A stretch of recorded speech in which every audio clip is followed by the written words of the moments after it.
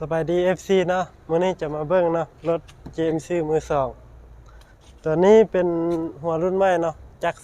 3,000มาเบิ่งนำกัน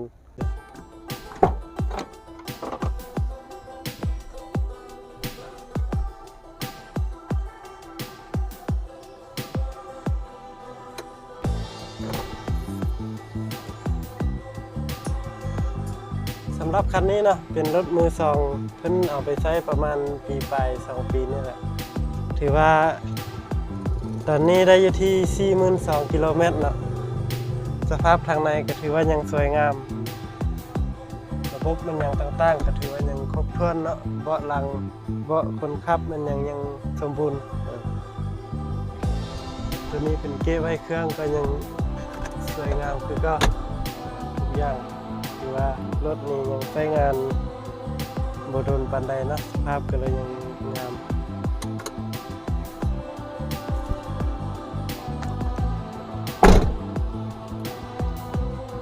สภาพทรงล่างนะทรงล่างก็ยังงามอยู่เนาะ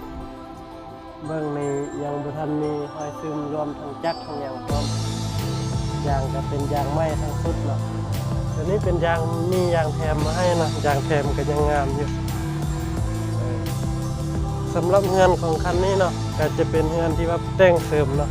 ปกติรถมันจะได้ประมาณนี้แต่เพิ่นแต่งเสริมออกมาเพราะว่าเพิ่นใส่แก้ป่าเนาะก็เลยว่า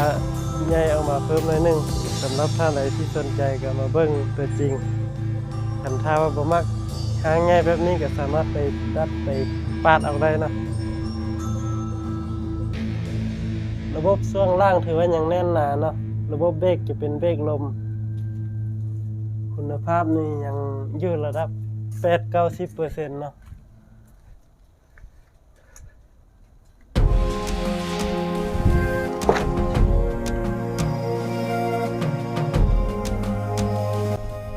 สำหรับคันนี้เนาะจะเป็นรถจักร 3,000 เนาะระบบเกียร์มันมีอยู่6เล็กเนาะ6เล็กเดินหน้า1เกียร์ถอยหลังสภาพการทางในถือว่ายังสวยงามเนาะยังสวยงามระบบหนังพวกคนขับคนไปนำก็ถือว่ายังสมบูรณ์อยู่รวมทั้งห้องแคบทางหลังเนาะยังสวยงามดีเบรกมือมันยังครบถ้วนเนาะแล้ววันนี้เราไปฟังเสียงจักรนำกันเนาะเดี๋ยวจะติดจักรให้เบิ่งเด้อตัวนี้อยู่เล็กว่างนะ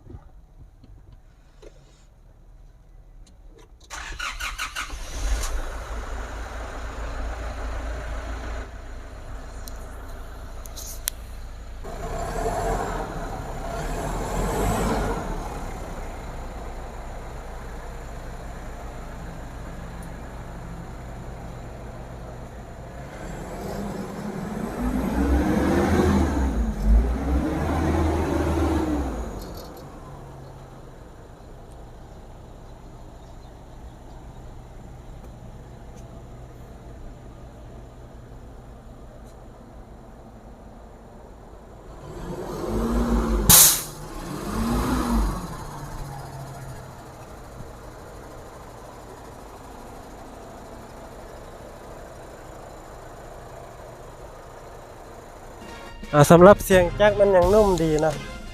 ยังนุ่มยังเป็นสภาพเดิมเกือบร้อยนะตัวนี้ผู้ใดเอาไปใช้ในรับประกันว่าดีอย่างแน่นอนเนาะลองมาเบิ่งรถตัวจริงได้เนาะตอนนี้รถมันจอดอยู่ที่บ้านนาแฮเนาะแถวสีไข่เมืองสีโคตรตะบองนครหลวงเวียงจันทน์เด้อสามารถมาเบิ่งตัวจริงได้นำกันเด้อ